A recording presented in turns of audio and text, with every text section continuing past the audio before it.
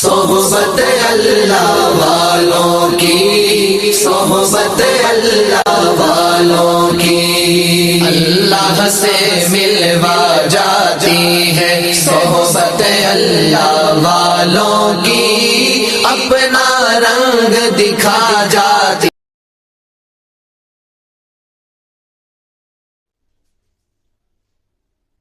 السلام علیکم ورحمۃ اللہ وبرکاتہ۔ الحمدللہ وکفی وسلام علی عبادہ الذین اصطفی، اما بعد۔ محترم ناظرین، استقبال ہے آپ کا ہمارے یوٹیوب چینل پر۔ ایک مرتبہ میں پھر آپ حضرات کے روبرو ضروری مسائل میں سے جنابت کے احکام اور جنابت کے مسائل لے کر حاضر ہوا ہوں۔ جنابت کس کو کہتے ہیں، پہلے اس کو سمجھیں۔ جنابت ناپاکی کو، ناپاک حالت کو کہتے ہیں، جنوبی ناپاک آدمی کو۔ یعنی ناپاکی جو ہے دو قسم کی ہے، اس سے پہلے بھی بات آئی تھی ہمارے سامنے۔ ایک ہے حدث اصغر اور ایک ہے حدث اکبر۔ حدث اصغر چھوٹی ناپاکی جیسا کہ وضو کا واجب ہونا، حدث اکبر جیسا کہ غسل کا واجب ہونا۔ تو یہاں جو ہے جنابت سے حدث اکبر مراد ہے، بڑی نجاست، بڑی ناپاکی۔ تو فطری چیز ہے کہ آدمی کبھی کبھی ناپاک ہو جاتا ہے۔ اللہ رب العزت نے انسان کی فطرت میں چیز رکھی ہے کہ آدمی نیند کی حالت میں آدمی کو کبھی احتلام ہو جاتا ہے۔ شادی شدہ آدمی ہو تو ہم بستری سے آدمی ناپاک ہو جاتا ہے، تو اس کو جو ہے جنابت کہا جاتا ہے۔ ناپاک آدمی کو جنوبی کہا جاتا ہے۔ تو ان کے تعلق سے کچھ ضروری مسائل ہیں۔ جنابت کی وجہ سے کچھ اعمال منع ہو جاتے ہیں، کچھ اعمال کرنا مسلمان کے لیے منع ہے۔ اگر کوئی آدمی پھر بھی کرے گا حالت جنابت میں ہوتے ہوئے تو آدمی گنہگار ہوگا۔ شریعت نے جو بات کہہ دی ہے وہی بات مسلمان کے لیے مشعل راہ ہے، قابل اعتماد، اور وہی بات مسلمان کے لیے قابل عمل ہے۔ اس کے علاوہ اپنی مرضی سے کوئی بھی کام ہم کریں وہ قابل عمل نہیں، مشعل راہ نہیں ہے اور قابل اعتماد نہیں ہے۔ تو شریعت جہاں ہمیں ان اعمال کو کرنے کا حکم دے رہی ہے، ان اعمال کو کرنا ہمارے لیے ضروری۔ شریعت اگر کہیں ہمیں ان اعمال سے منع کر رہی ہے تو ان اعمال سے رکنا ہمارے لیے بہت ہی ضروری ہے۔ تو اسی طریقے سے حالت جنابت میں کچھ اعمال شریعت یہ کہتی ہے کہ بھئی کچھ اعمال کرنا مسلمان کے لیے منع ہے۔ وہ کیا اعمال ہیں؟ پہلی چیز مسجد میں داخل ہونا۔ جنابت کی حالت میں مسجد میں داخل ہونا منع ہے۔ اسی طریقے سے قرآن کریم کو چھونا، قرآن کریم کو ہاتھ لگانا بھی منع ہے، چاہے حدث اکبر ہو چاہے حدث اصغر ہو۔ پہلی چیز جو ہے مسجد میں داخل ہونا، اگر کوئی آدمی حدث اصغر میں مبتلا ہے، یعنی اس آدمی کے لیے صرف وضو واجب ہے، غسل واجب نہیں ہے، آدمی کا وضو ٹوٹا ہوا ہے، تو ایسا آدمی جو ہے مسجد میں داخل ہو سکتا ہے۔ لیکن اس میں بھی بعض فقہا فرماتے ہیں کہ بھئی وضو کے خلاف، وضو کے بغیر بھی مسجد میں داخل ہونا مسجد کے ادب کے خلاف ہے۔ لیکن اگر کوئی آدمی داخل ہونا چاہے تو داخل ہو سکتا ہے. حدث اکبر والا آدمی یعنی وہ آدمی جس کے اوپر غسل واجب ہو چکا ہو وہ آدمی مسجد میں داخل نہیں ہو سکتا اور قرآن کریم کو بھی نہیں چھو سکتا. اسی طریقے سے قرآن کریم کی تلاوت کرنا، قرآن پاک کی تلاوت، قرآن کو پڑھنا بھی جائز نہیں ہے. وضو نہیں ہے تو آدمی جو ہے زبانی قرآن کریم کو، قرآن پاک کو پڑھ سکتا ہے، لیکن غسل واجب ہو گیا تو اب آدمی زبانی بھی دیکھے بغیر بھی قرآن کو نہیں پڑھ سکتا. شریعت اس کی اجازت نہیں دے رہی ہے. چوتھی چیز بیت اللہ شریف کا طواف کرنا، یہ بھی منع ہے کہ حالت جنابت میں کہ وہ آدمی جس کے اوپر غسل واجب ہو چکا ہو اس آدمی کے لیے ضروری ہے کہ وہ آدمی بیت اللہ کا طواف کرنے سے بھی رکا رہے. اسی طریقے سے پانچویں چیز ہے نماز پڑھنا. نماز پڑھنا بھی اس کے لیے منع ہے. کوئی آدمی ناپاک ہے اور وہ آدمی جو ہے کسی بھی حال میں نماز پڑھنے کی کوشش کر رہا ہے اور پورے اہتمام کے ساتھ، پورے خشوع و خضوع کے ساتھ نماز پڑھنے کی کوشش کر رہا ہے، کوشش بھی کیا نماز پڑھ رہا ہے، تو اس آدمی کی نماز اللہ کے یہاں قبول نہیں ہوتی. تو یہ اعمال جو ہے حالت جنابت میں منع ہے.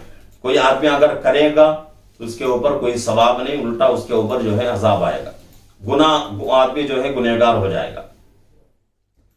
تو ان چیزوں کو جو ہے اپنے ذہن میں رکھنے کی ضرورت ہے کہ حالت جنابت میں غسل واجب ہو جائے تو ایسے آدمی کے لیے ان اعمال کا کرنا منع ہے، ان عبادتوں کو ادا کرنا منع ہے، چاہے مرد ہو چاہے عورت ہو. عورت بھی ناپاک ہوتی ہے جیسا کہ مرد ناپاک ہوتا ہے. عورت کے بھی، مرد کے جو احکام ہیں وہی احکام عورت کے لیے بھی ہیں کہ بھئی حالت جنابت میں مرد کے لیے ان اعمال کا کرنا گناہ ہے، ان اعمال کا کرنا منع ہے، تو یہی حکم عورت کے لیے بھی دیا جائے گا. ایسا نہیں کہ بھئی عورت کے لیے کوئی الگ حکم ہو، مرد کے لیے کوئی الگ نہیں. یہی ایک ہی حکم ہے دونوں کے لیے کہ حالت جنابت میں چاہے مرد ہو چاہے عورت ہو، دونوں کے لیے ان اعمال کا کرنا منع ہے. اب اس کے علاوہ حالت جنابت میں کون سے اعمال ہم کر سکتے ہیں؟ نمبر 1، حالت جنابت میں آدمی ذکر کر سکتا ہے، اللہ کا نام لے سکتا ہے، سبحان اللہ، الحمدللہ، ولا الہ الا اللہ، واللہ اکبر. یہ جو ہے اس کے علاوہ جتنے بھی اذکار ہیں تمام اذکار کر سکتا ہے، چاہے مرد ہو چاہے عورت. حالت جنابت میں ذکر کرنا منع نہیں ہے. اور اسی طریقے سے دعائیں کرنا بھی منع نہیں ہے. حالت جنابت میں اگر کوئی آدمی دعا کرنا چاہے تو کر سکتا ہے، اس کے لیے کوئی روک نہیں.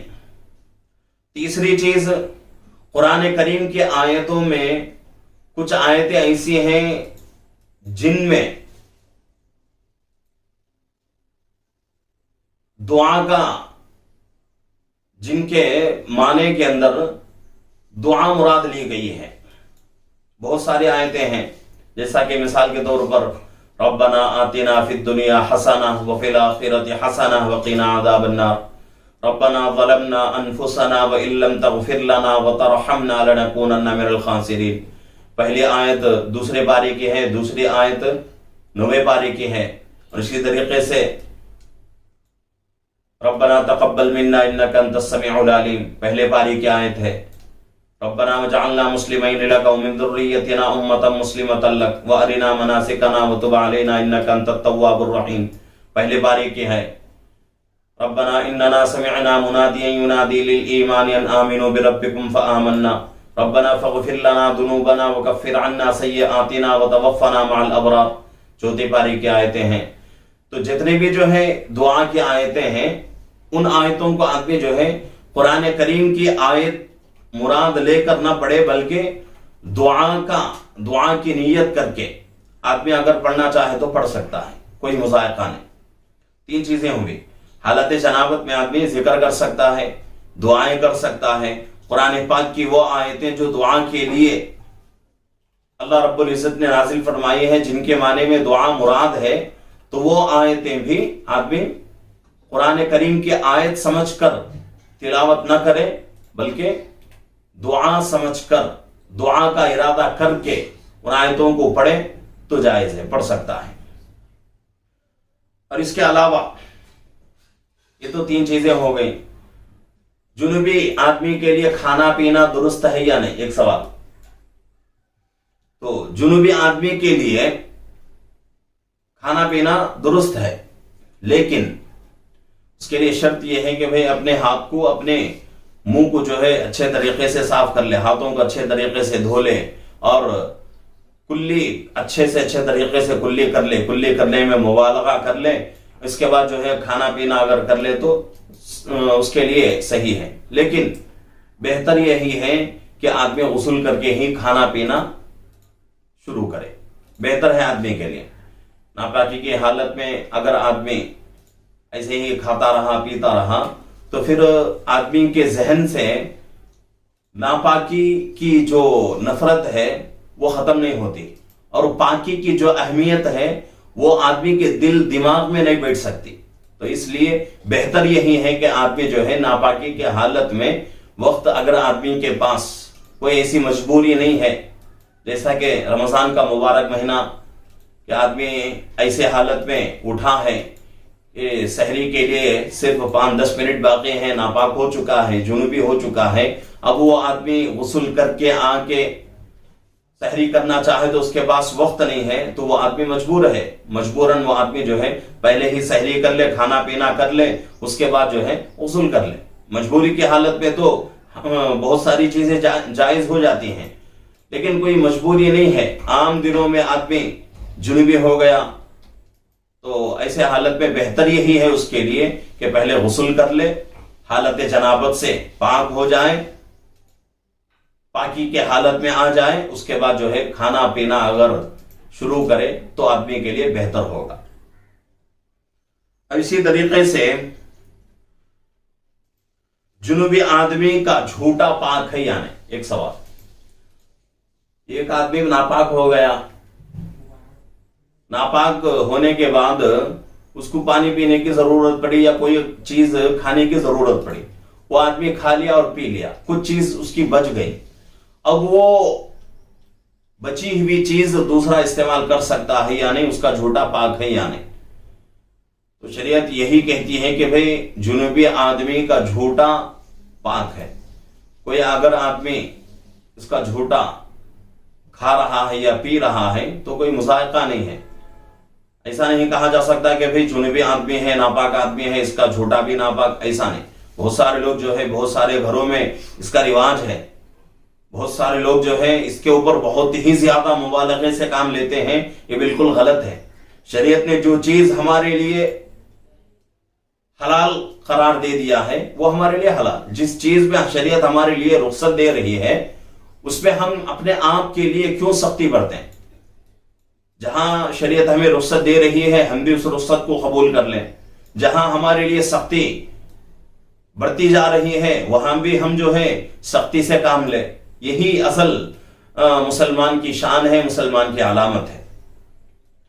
تو جنوبی آدمی کا جھوٹا ناپاک نہیں ہے، پاک ہے، کوئی آدمی استعمال کر لے تو کوئی مذاقہ نہیں۔ اس کے علاوہ حالت جنابت میں عورت کا اپنے بچے کو دودھ پلانا کیسا، جائز ہے یا نہیں؟ بالکل جائز ہے۔ شریعت یہی کہتی ہے کہ بھئی اس کے اندر کوئی مسئلہ نہیں، اگر حالت جنابت میں عورت اپنے بچے کو دودھ پلانا چاہے تو پلا سکتی ہے، لیکن اس میں بھی وہی چیز ہے جیسا کہ میں نے کھانے پینے کے تعلق سے بتلایا کہ کھانا پینا تو جائز ہے، لیکن بہتر یہ ہے کہ آدمی جو ہے پاک ہو کر ہی کھانا اور پینے کا استعمال کرے۔ یہاں جو ہے یہاں بھی وہی کہا جائے گا کہ ایسے تو شریعت کے اندر کوئی جائز ناجائز حلال حرام کا کوئی مسئلہ نہیں ہے، لیکن افضل اور غیر افضل کا افضل کی بات ہے۔ افضل اور غیر افضل کی بات ہے. افضل یہی ہے کہ حالت جنابت سے پاک ہو جائیں. پاکی کی حالت میں عورت جو ہے اپنے بچے کو دودھ پلائے. لیے کہ پاکی کی حالت میں اپنے بچوں کو اگر دودھ پلائیں گے تو بچے کے اندر بھی ایک قسم کی شرم اور حیا اس کے اندر بھی آئے گی. ہمارے بہت سارے اکابر پیچھے ایسے گزرے ہیں، ان کی ماؤں نے جب ان کو دودھ پلانے کا ارادہ کیا، اور جب بھی وہ دودھ پیتے تھے پلاتے تھے، ان کی مائیں دودھ پلاتی تھیں تو باوضو ہو کر دودھ پلاتی تھیں، وضو کے ساتھ. وضو اگر نہیں ہے تب بھی اگر دودھ پلانے کا موقع آیا تو پہلے وضو کرتی، اس کے بعد جو ہے اپنے بچے کو دودھ پلاتی تھی، اور اس کا بہترین اثر بچے کے اوپر پڑتا ہے. تو یہاں بھی یہی کہا جائے گا کہ حالت جنابت میں اگر کوئی عورت جو ہے اپنے بچے کو دودھ پلانا چاہے تو پلا سکتی ہے، کوئی مذائقہ نہیں ہے. لیکن بہتر یہ ہے، افضل یہ ہے کہ عورت جو ہے پہلے پاک ہو جائے، اس کے بعد اگر اپنے بچے کو دودھ پلائے تو بچے کے اندر کچھ شرم و حیا باقی رہے گی، اور وہ بچہ بھی جو ہے شرم کرنے والا، حیا کرنے والا ہوگا. تو یہ چیزیں حالت جنابت کی ہیں. اور بھی کچھ چیزیں ہیں انشاءاللہ آئندہ ویڈیو میں ہم آپ حضرات کے سامنے، آپ حضرات کے روبرو ان کو پیش کریں گے. تو آج کے لیے بس اتنا ہی کافی ہے. اور درمیان میں جو ہے وقفہ ہو رہا، ناغہ ہو رہا ہے کہ 3 دن 2 دن جو ہے کوئی ویڈیو آپ تک نہیں پہنچ رہی ہے. تو اس کی وجہ، اس سے پہلے ویڈیو بھی میں نے کہا تھا کہ مدرسے کے سالانہ امتحان تھا، تو امتحان مکمل ہوا. اب جو ہے اس کے بعد جو ہے سالانہ جلسہ تھا، اور اس کے بہت سارے کام تھے، بہت سارا اس کا نظم و نسق تھا. تو اس کی وجہ سے ہم جو ہے آپ تک ویڈیو آپ تک بھیج نہیں سکے، آپ تک کلپ جو ہے پہنچا نہیں سکے. تو اب جو ہے ہم پورے کاموں سے فارغ ہو چکے ہیں. اب انشاءاللہ ہر دن جو ہے آپ تک مسائل کا ویڈیو آپ تک پہنچتا رہے گا. دعا بھی فرمائیں کہ اللہ رب العزت ہمیں اس کی توفیق بھی عطا فرمائے، استقامت بھی عطا فرمائے. اور پھر میں تمام ہمارے ناظرین سے گزارش کروں گا کہ ہمارے اس چینل کو جو ہے لائک کریں، شیئر کریں، سبسکرائب کریں. اور کوئی بات ہو تو کمنٹ کے ذریعے سے پوچھیں. پوچھنے میں کوئی مذائقہ نہیں ہے. بہت سارے جو ہے پوچھ رہے ہیں، الحمدللہ بڑی خوشی ہو رہی ہے کہ بہت ساری جو ہے ایسے مسائل کی ویڈیو آنے کی وجہ سے، مسائل کی ویڈیو آپ تک پہنچنے کی وجہ سے آپ کے ذہنوں میں بہت ساری باتیں ایسی ہیں جو آپ کو پریشان کرتی رہتی ہیں. تو ان ویڈیو کا آپ تک پہنچنے کی وجہ سے فائدہ یہ ہوگا کہ بھئی آپ کی الجھن جو ہے ختم ہو جائے گی، آپ کے جو ڈاؤٹ ہیں وہ ختم ہو جائیں گا. اگر ڈاؤٹ ختم نہیں ہو رہا ہے تو آپ جو ہے کامنٹ کے ذریعے سے پوچھ سکتے ہیں. الحمدللہ بہت سارے لوگ پوچھ رہے ہیں. اللہ جزا خیر عطا فرمائے، اللہ ان کے علم و عمل میں برکت عطا فرمائے. تو آپ بھی جو ہے پوچھ سکتے ہیں. اگر کامنٹ نہیں تو فون نمبر بھی ہم دے رہے ہیں اپنا، تو اس نمبر سے بھی آپ جو ہے رابطہ کر سکتے ہیں. تو جیسے بھی آپ کی سہولت ہو، کامنٹ کے ذریعے سے کرنا چاہیں، سوال کرنا چاہیں تو کر سکتے ہیں، یا پھر جو ہے فون سے رابطہ کرنا چاہیں تو بھی کر سکتے ہیں. آپ کی مرضی ہے. لیکن کوئی بات ہو تو ضرور جو ہے پوچھنے میں کوئی جو ہے شرم محسوس نہ کریں. اور بات یہ بھی نہیں کہ میں بات بتا رہا ہوں تو مجھ ہی سے پوچھا جائے. نہیں، جو بھی عالم، جس عالم سے بھی، جس مفتی سے بھی آپ جو ہے رابطے میں ہیں، اور جس عالم کے اوپر، جس مفتی کے اوپر آپ کو بھروسہ ہے کہ بھئی ہمیں جو ہے یہ آدمی، یہ عالم، یہ مفتی جو ہے صحیح مسئلہ بتائے گا، اس سے بھی آپ جو ہے پوچھ سکتے ہیں. کسی سے بھی آپ پوچھیں، لیکن پوچھنے کی عادت بنائیں اور اس کے اندر شرم محسوس نہ کریں. انشاءاللہ اس کا بہترین اجر اللہ رب العزت دیں گے. آپ کی عبادتیں بھی مکمل ہوں گی اور آپ کے احکام بھی مکمل ہو جائیں گے، اور اللہ رب العزت پوچھنے پر ثواب بھی آپ کو اللہ عطا کریں گے. تو اس لیے آپ ہمارے اس چینل کے ساتھ جو ہے جڑے رہیں. ہمارے اس چینل کو جو ہے سبسکرائب کریں، شیئر کریں، لائک کریں، جتنا ہو سکے آگے تک پہنچاتے رہیں. جیسا کہ آپ کا فائدہ ہو رہا ہے اسی طرح دوسروں کا بھی فائدہ ہو جائے تو انشاءاللہ اس میں آپ کو بھی ثواب ملے گا. السلام علیکم ورحمۃ اللہ وبرکاتہ.